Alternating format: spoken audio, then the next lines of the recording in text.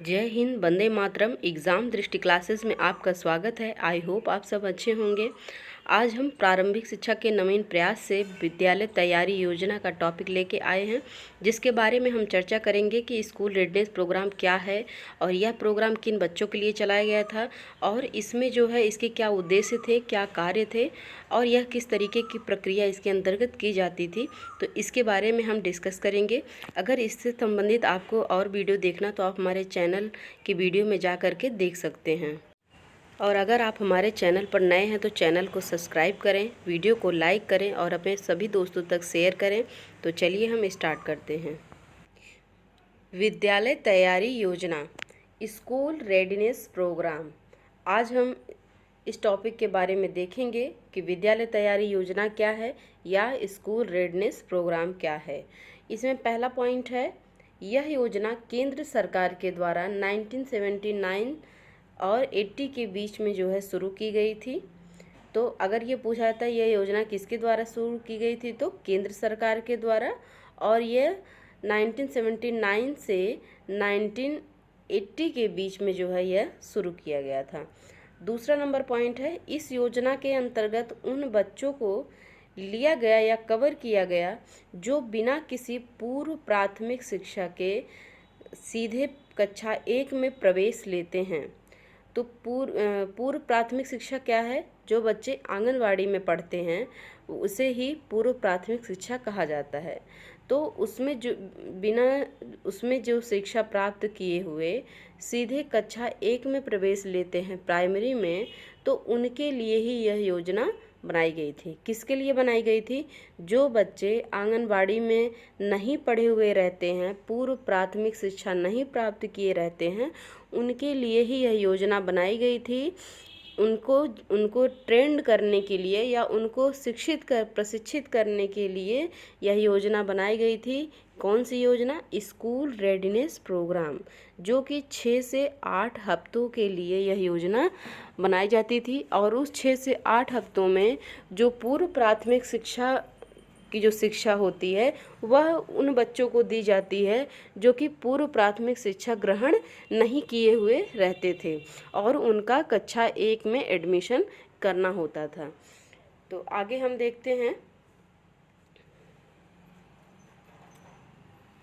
तीसरा पॉइंट है, ऐसे में ये छात्र शुरुआती अधिगम कठिनाई से गुजरते हैं जिसमें उन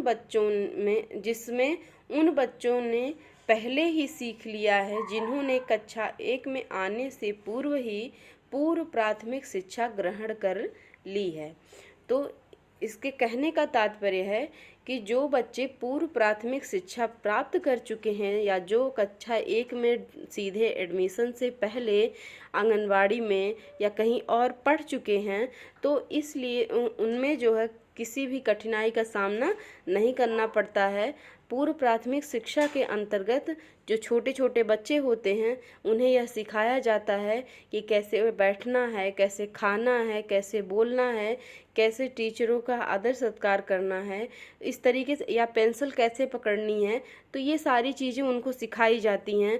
और ये जैसे बच्चों को अपनी सफाई कैसे करनी है, नेल्स कट करना ज़रूरी है और ब्रश करना ज़रूरी, मतलब ये जो सारी छोटी छोटी बातें हैं जो बच्चों को बताया जाता है पूर्व प्राथमिक शिक्षा के अंतर्गत, वो उनको नहीं पता होती है जो बच्चे डायरेक्ट एडमिशन कक्षा 1 में लेने जाते हैं।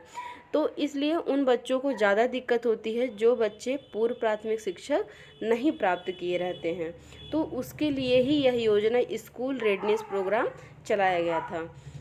4 पॉइंट है, अर्थात विद्यालय में तैयारी योजना उन छात्रों के लिए है जो बिना पूर्व प्राथमिक शिक्षा के प्रवेश लेते हैं। तो यह योजना जो है सिर्फ उन्हीं बच्चों के लिए है जो बच्चे पूर्व प्राथमिक शिक्षा प्राप्त नहीं किए हुए रहते हैं, अर्थात पूर्व प्राथमिक शिक्षा की भरपाई है। तो यह योजना जो है पूर्व प्राथमिक शिक्षा की भरपाई के लिए ही बनाया गया है। ये 6 से 8 हफ्तों का कार्यक्रम होता है।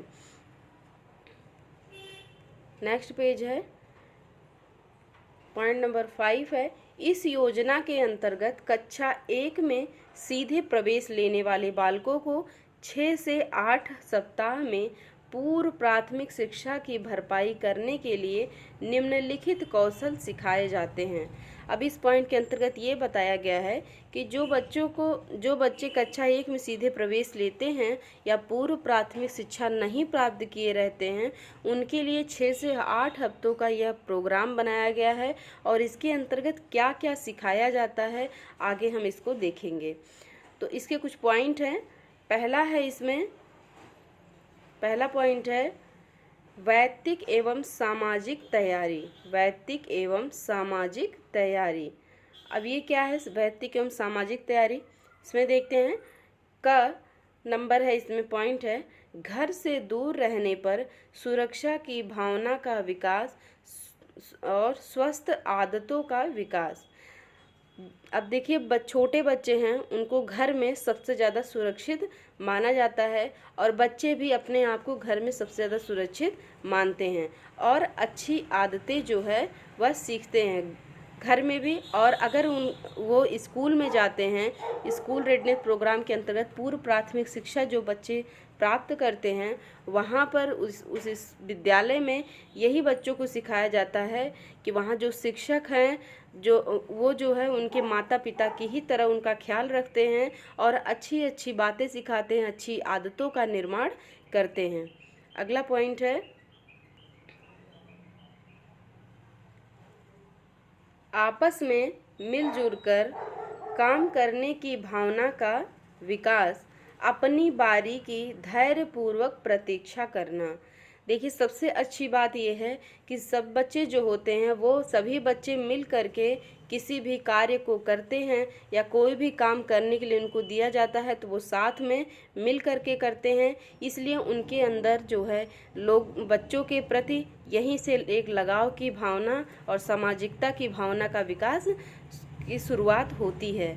और इसमें अगला है कि उनमें जो है अपने बारी आने की धैर्यता आने लगती है कि जैसे कोई भी कार्य दिया जाता है तो यह बताया जाता है कि एक बच्चा जब कर लेगा तब तुमको इसे करना है, तो उनमें इस धैर्य की भावना का विकास होता है और वो अपनी बारी का इंतज़ार करने पर, अपनी बारी आने पर ही उस कार्य को करते हैं।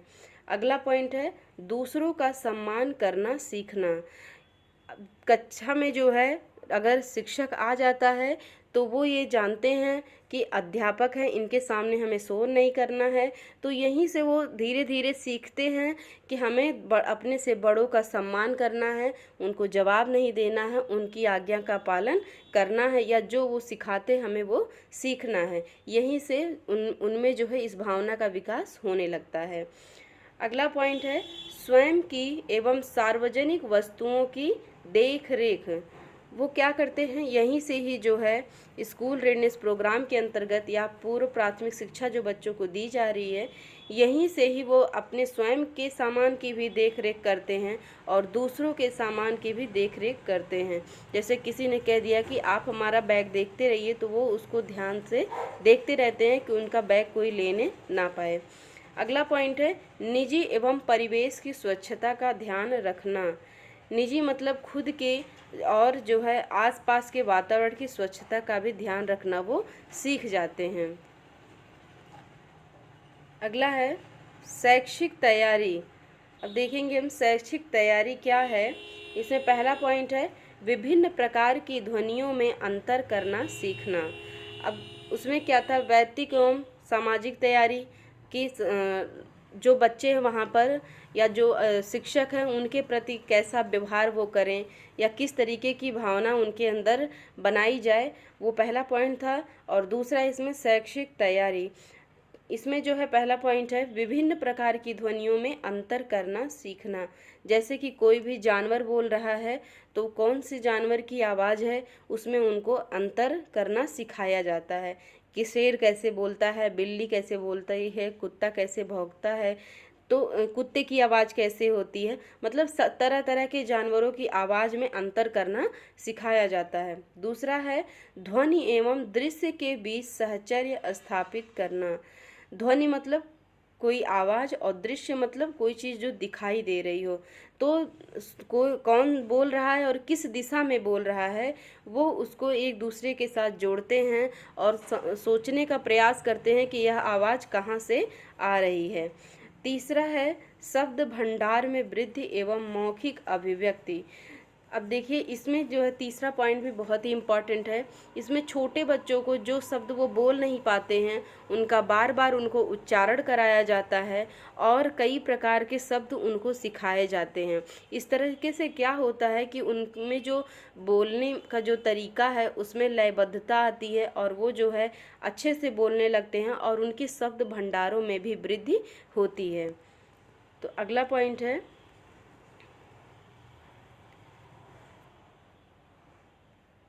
आँख और हाथ का सामंजस्य बनाना। आँख और हाथ का सामंजस्य बनाना कहने का मतलब है कि जो चीज़ें वो देख रहे हैं उसके साथ ही उन कार्य को करते चलना।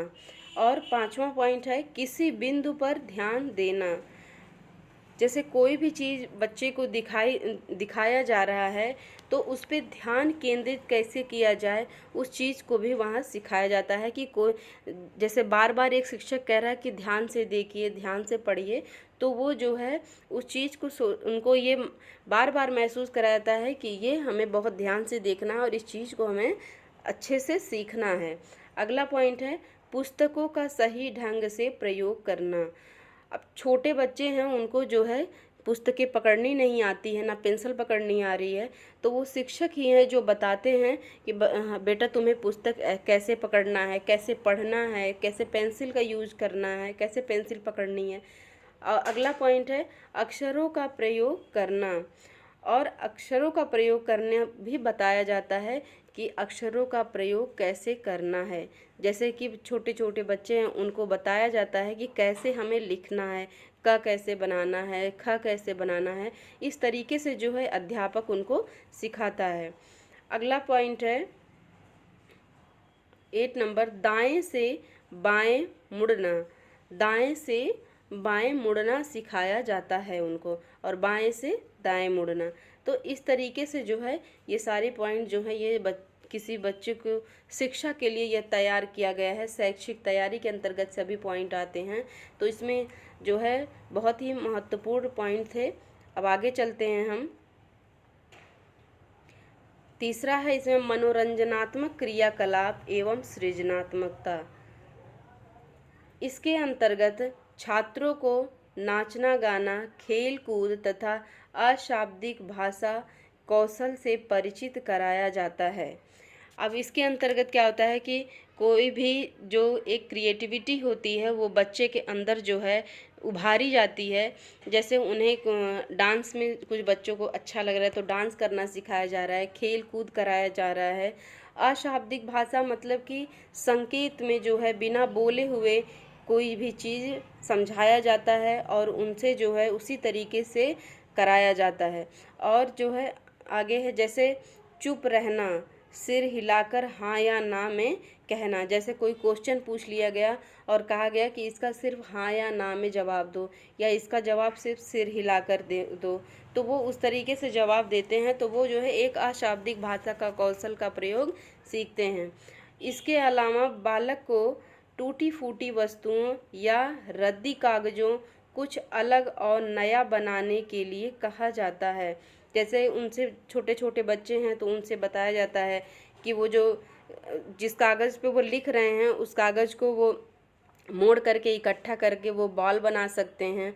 ऐसे बहुत सारी चीज़ें होती हैं जो टूटी फूटी रहती है, उसको एक शिक्षक जो है वो जोड़ करके या बना करके दिखाता है और सिखाता है कि जो घर में हमारी चीज़ें टूटी फूटी पड़ी हैं उनसे हम कोई नई चीज़ें किस तरीके से बना सकते हैं।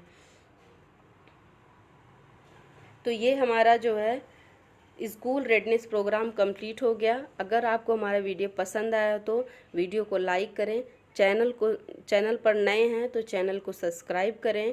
थैंक यू, धन्यवाद।